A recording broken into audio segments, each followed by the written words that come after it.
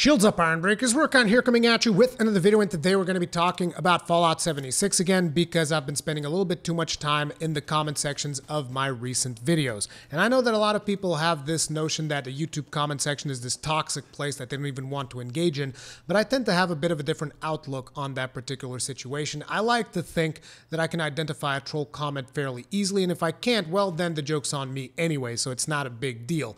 But I find that a lot of the comments that have concerned me over the past couple of days are coming from a place of passion. Either that is the passion for the Fallout franchise or passion for my content, which either way, I take those comments to heart and I would like to address them today because there is a bit of a misconception of my stance on Fallout 76 expressed within those comments. It is almost as if a lot of people looked at the thumbnails and titles of my videos and from there extrapolated what my opinion of Fallout 76 is without watching the actual video itself. So this video hopefully will serve as a bit of a clarification on where I stand on Fallout 76, and in order to do that, I condensed some of the major talking points on a lot of the comments that I've read throughout these videos, and I will be addressing them now. So the very first one is, why are you defending Bethesda? Or a variation on that particular topic is, why are you giving Bethesda a pass? Now, when people claim why I'm giving Bethesda a pass, I'm going to have to assume that that is in relation to the Diablo series that I've been working on, The Fall of Diablo, currently 5 episodes long, which is more than I really wanted it to be. But the thing that you guys need to understand in regards to that is that I have a history with Diablo. I've played Diablo games for hundreds of hours, or in the specific case of Diablo 2, probably thousands of hours. I quite simply do not have that history with Fallout. The only Fallout game that I played before Fallout 76 was Fallout 4, and the only reason I played Fallout 4 was to prepare myself for Fallout 76. Now, therein, I guess, lies the problem, because a lot of you guys are going to criticize that, and you guys are going to say, oh my God, why are you even talking about Fallout? But that is the truth, and I've always expressed that, and I never claimed to be some kind of Fallout buff, quite the opposite, okay? So that is why you don't have like a 5-part series on the fall of Fallout, because quite simply, I don't have enough experience or history with the franchise to make a series like that. Having said that, I'm also not defending Bethesda like a lot of you guys are claiming. If you actually watch my videos on Fallout 76, you will be able to see a lot of criticism there, particularly in the time that the beta was detailed and announced. I made a video criticizing the crap out of the beta, saying that this is basically a glorified form of early access and is extremely disappointing that the characters are not going to be seeing wipes, that you're going to allow players to exploit the crap out of the game ahead of release. When it's an online video game, there is a serious problem with that, particularly when players have to buy like the more expensive version of the game to gain access to this glorified early access. And the interesting thing is that back then, most people actually criticized me for having that outlook on the game. A lot of people came to the game's defense and attacked me for having this negative outlook on the beta. Then I went on the beta, and during the live stream, I've also received a little bit of flack because a lot of people were critical. They were like, oh my God, why is he being so negative about this beta and whatnot? Because I saw a lot of serious problems in the beta. Having said that, I still believed a bit in the potential, which is why I wanted to cover Fallout 76, and that's why I bought Fallout 76 on release day. And we're going to get into a little bit more detail about that on another topic, but basically, in none of these videos have I defended Bethesda's actions. It's quite the opposite. I criticized the game where I needed to criticize the game. I said it's got bugs, it's got glitches. Kegran's found quests on the PC that he wasn't even able to finish. Just today, I even saw someone was able to become immortal by mistake, and they asked Bethesda to kill their character. They wouldn't even do that. So there are definitely technical problems with this game, and I wholeheartedly support the notion that the state in which this game came out is completely unacceptable, and I said that in my videos. This should not be the standard. The fact that I came into this game with extremely low expectations because of what I had witnessed in Fallout 4 does not excuse the state that this game came out in, but ultimately, that's one of the reasons why I was able to still play it and still enjoy parts of it, because I expected it to be this bad. Now, a lot of you guys are saying, why are you enjoying it? Like, what's the big deal? And it's like I already said, the things that I like about it are the exploration aspects with friends. And you guys can criticize that all you want. That is what I like about Fallout 76. I've stated in my videos, I don't care about the main quest line. I think it's boring. I don't like following in the footsteps of dead people. I don't like constantly listening to holotapes. If anything, I think it's a detractment to the whole experience.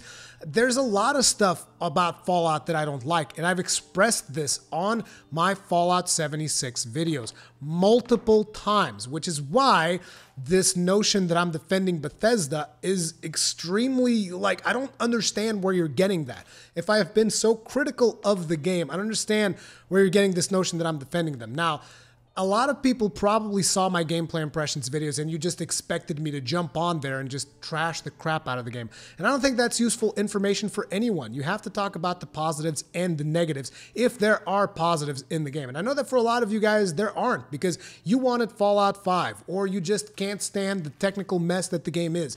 And that's fine. You're entitled to that opinion, just like I'm entitled to have a bit of a different one in the fact that I enjoy exploring that world with friends. That's just the way that I feel. That does not mean that I support the way that the game released. That does not mean that I'm defending Bethesda like I'm some kind of Bethesda crusader with power armor.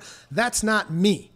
Okay, I criticize them where I feel I need to criticize them, and I will tell you the things that I like about the game. I've done that for every single game that I've analyzed throughout my entire YouTube career, unless there's nothing that I like about a video game, in which case usually there isn't even a video because I don't even feel like talking about it, okay? Now, continuing onwards, another thing that people have said is, why am I supporting Bethesda? And in relation to this, you guys are referring to the fact that I bought the game. So let me explain something to you. Whenever I want to give my opinions on a video game, here's what I do. I play that video game. I tried getting a review code. I wasn't able to get one in time for my live stream. Therefore, I went out and I bought the game in order to formulate my opinion on the game. One of the things that you will never see on this channel is me jumping on the latest hatred bandwagon that happens to come around the gaming community. You guys remember Puddlegate from Spider-Man, where so many YouTube creators just jumped on this Puddlegate thing?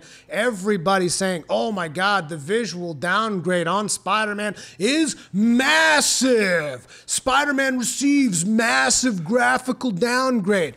What was that about? It was all a bunch of bullshit. There was no graphical downgrades. Just like I said, there weren't any graphical downgrades because I had played the game ahead of release and I knew that the game looked great. You'll never see me do that kind of shit, okay? If I want to give my opinion on a video game, I need to play that video game. I can give you like preview thoughts on things that I've seen on videos and analyze trailers and do all this stuff, but ultimately to really get a gameplay impressions video out of me, I need to play the game. And I take this very seriously. So if you guys are upset because I bought a copy of the game so that I could tell you the things that were wrong with the game, I don't know what to tell you. I literally don't know what to tell you. It turns out I didn't need to, because after a while I received a review code anyway. But it's not like I went out with the intent to, oh, I'm gonna buy Fallout 76 and I'm gonna buy every item in the Atom Shop and I'm gonna do all of this. It's like, no, I went out with the intent to analyze, to criticize this game. I have to play it. There's no way around that. I'm not going to do this hatred bandwagon thing that everybody else on YouTube is doing just because it gives you views. And speaking of, why don't you guys go look at a lot of those videos and see how many of those videos have mid-roll ads. And then look at my videos and tell me how many of my videos have mid-roll ads. Yeah. Just a little bit of food for thought for the people that think that I'm some kind of Bethesda shill or something like that. Then, another thing that a lot of people were saying, everyone who bought this game deserves criticism. Now, this was something that I particularly addressed in a recent video. And here's what you guys need to understand. Everyone that bought this game deserves criticism. I completely disagree with that. I completely disagree with that because not everybody is out there watching YouTube videos. Not everyone has the time of day to invest in researching all of the games that they want to play. Some people just happen to be at a shopping mall or a games shop and they're like, oh, there's a new Fallout game coming out. I like the other one. I'll buy this one and I'll play it. And the thing is, once you buy that game and you open the saran wrapping around the box, you all know. If you're gamers, you all know. The minute you open the wrapping around the case, that game is instantly worthless. You go to GameStop with that game, $5.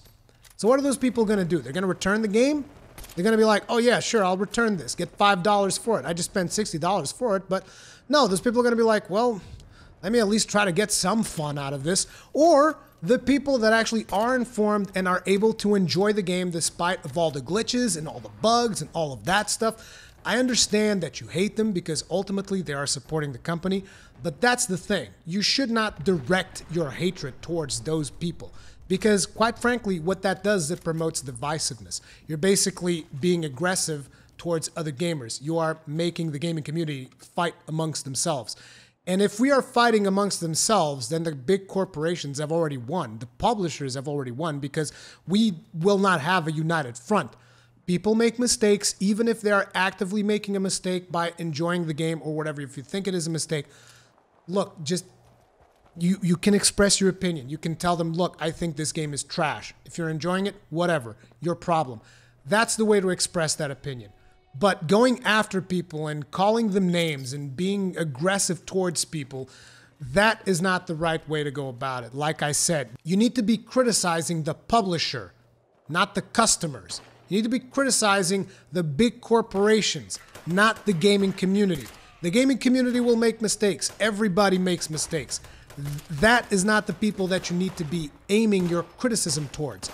Again, we should be a united front. Regardless if people bought this game because they were uninformed, or regardless if people are enjoying this game right now because they just happen to enjoy it despite all of the bugs and all of the problems that the game has, they don't deserve to be constantly insulted like I've been seeing in the comment section. That is my personal opinion. You can take it or leave it. That is my stance on that topic. Now, don't come at me and tell me that I'm defending Bethesda because I'm just trying to keep the gaming community united against the publishers. And then finally, a lot of people are saying, oh, this is just a cash grab for microtransactions. And the only thing that I will say in regards to that is that the microtransactions on Fallout 76 are extremely tame when compared to just about anything else in the industry. Now, let me be clear when I talk about this because I don't like microtransactions on any video game whatsoever. But the microtransactions in Fallout are only cosmetic, and you can gain the currency in order to buy the microtransaction by just playing the game. To put this into perspective, I've played about 20 hours of the game at this point, and I've accrued 900 something atoms, which is the currency for the store, which is the equivalent roughly of $9 or so. That allows me to buy a bunch of stuff off the store if I want to, or one really expensive item, I guess. And I haven't felt the need to go to the store because none of the items there give me any in-game advantage. I believe that even some of the items that are there you can find throughout the world because I saw that the greaser jacket was there and I found like 5, 6 of them throughout the world. So I don't consider those to be a big deal. Whether or not you agree, that's up to you. And that's not me defending Bethesda, that's me being objective about the microtransactions of Fallout 76, which, by the way, Bethesda have claimed. Whether or not they will keep this promise is up in the air, but they have claimed that all of the microtransactions in Fallout 76 will always be cosmetic only, and they will always be acquirable by playing the video game.